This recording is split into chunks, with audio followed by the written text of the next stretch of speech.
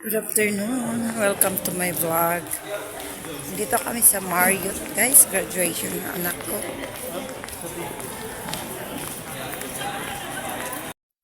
Eto, paakyat na kami sa taas. Nasa second floor kasi yung graduation, guys.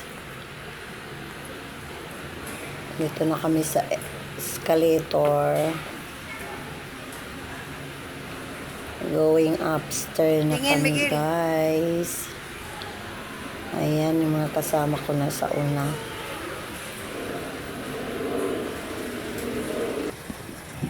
Ito na, nasa second floor na kami. Dito pala yung tambayan ng mga tao. Dami palang umakyat ng mga nanay na hindi nakapasok.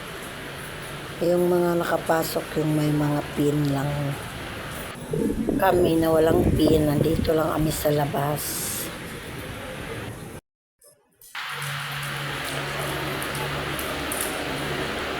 Ayan, dito na kami. Dami palang tao dito nagsiupuan dito sa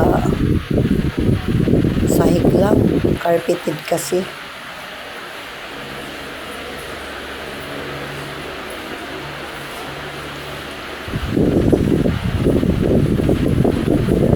Wala palang daming tao dito. Akala ko walang tao dito. Yung mga hindi nakakapasok dito pala nagsiakyatan. Samantalang ako sa baba lang. Kaya pala sabi ng anak ko, akyat ka dito, ma. Ayan. Ang dami nila pala. Kaya umakyat na lang ako kasi ang tagal. Nakaupo ako doon sa may restaurant. Sa sobrang tagal umakyat ako. Ayan, daming nagsipicturan na mga graduates. Pero hindi ka makapasok dito sa room na venuehan ng graduation. Ayan, hanggang ganyan lang. Daming tao. Sa tagal na ba mga natapos kaya ito?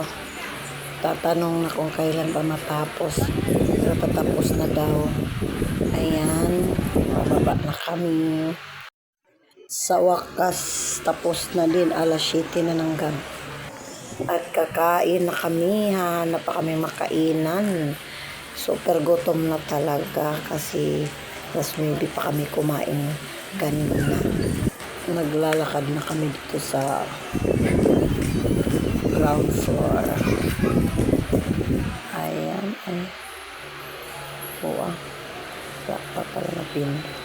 Sa labas na kami. A few moments later.